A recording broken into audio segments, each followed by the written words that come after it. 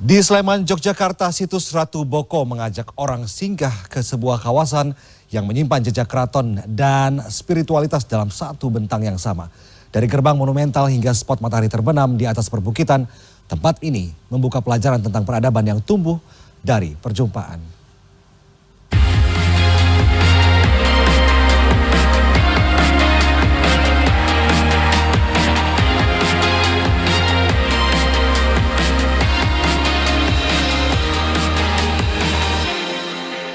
In association with. Dari atas perbukitan Sleman, situs Ratu Boko tak langsung memperlihatkan dirinya sebagai keraton. Baru setelah orang melangkah lebih dalam, Ratu Boko mulai menampilkan wajahnya pelan-pelan. Bukan sebuah candi tunggal, melainkan kompleks luas yang menyimpan jejak hunian dan pertahanan.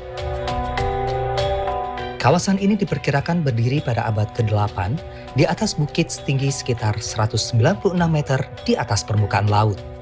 Dengan ciri tempat tinggal bangsawan sekaligus laku spiritual dalam satu tarikan napas yang sama.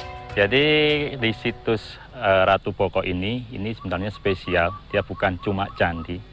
Dia adalah peninggalan keraton, di mana di situ dulu ada aktivitas manusianya, di mana ada keratonnya, ada pasebannya, bahkan ada pemandiannya untuk para putri-putri keraton seperti itu. Jadi masyarakat bisa melihat seperti apa sih istana Mataram pada masa kuno dulu seperti apa. Apalagi sekarang dengan dukungan adanya tol Solo Jogja, itu mempermudah bagi masyarakat yang mau ke sini, nanti tinggal keluar exit tol dari exit tol Prambanan, kurang lebih 15 menit sudah sampai di situs Ratu Boko. Temuan gapura monumental berpagar batu menandai tata hidup. Dari sanalah muncul ingatan tentang pertapaan di atas bukit, tentang kehidupan yang pernah berjalan di antara batur-batur batu, pendopo, kolang, yang kini tersisa sebagai reruntuhan yang masih berwibawa. Hingga hari ini, semuanya masih dibaca sebagai titik kontemplasi. Keraton Ratu Boko meninggalkan pelajaran terkait dengan toleransi, di mana refleksi itu kita rasakan bahkan hingga saat ini, yang juga kehadiran berbagai macam wisatawan termasuk anak muda.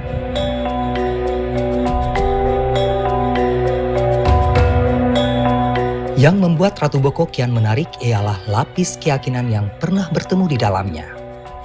Perpaduan unsur Hindu dan Buddha yang tercermin dalam relief dan struktur bangunan merefleksikan toleransi beragama di masa lalu. Ratu Boko merupakan satu lanskap yang menyimpan percampuran dan pergeseran tradisi di tengah wacana tentang masa lalu yang kerap dipersempit menjadi kemenangan satu pihak atas pihak lain. Ratu Boko justru mengajarkan hal yang lebih membumi dan dewasa, bahwa peradaban sering tumbuh dari perjumpaan.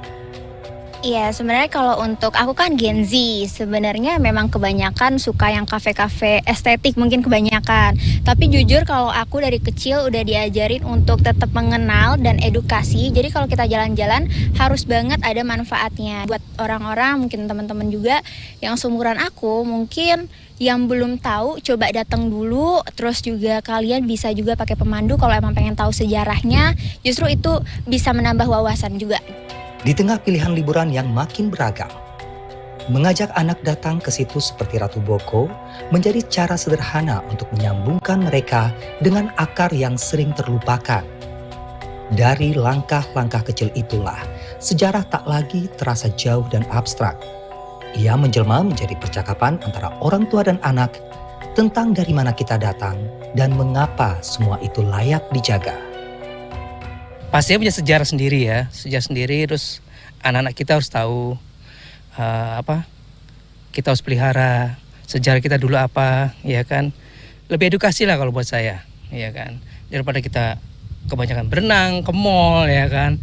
Kita lagi jalan liburan, saya sekali ke sejarah kita yang dulu lah. Kita edukasi ke anak-anak supaya ibaratnya tahu dari dulunya itu sejarahnya seperti apa sampai saat ini. Jadi dia tidak lupa tentang keajaiban-keajaiban juga yang ada di dunia ini tuh ada loh beberapa aspek itu. Jadi bukan cuman tempat-tempat yang sekarang anak-anak suka, jadi kita kembali lagi ke yang dulu sampai yang sekarang. Situs Ratu Boko menjadi salah satu ikon matahari terbenam terbaik di Yogyakarta.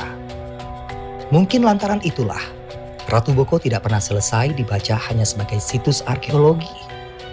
Ia menjadi ruang untuk merenungkan kembali apa yang tersisa dari kuasa, dari keyakinan, dan dari lorong waktu setelah semuanya luruh menjadi batu yang masih berdiri. Roni Satria, Aryo Asmoro, Imam Muhairib, Sleman, Yogyakarta.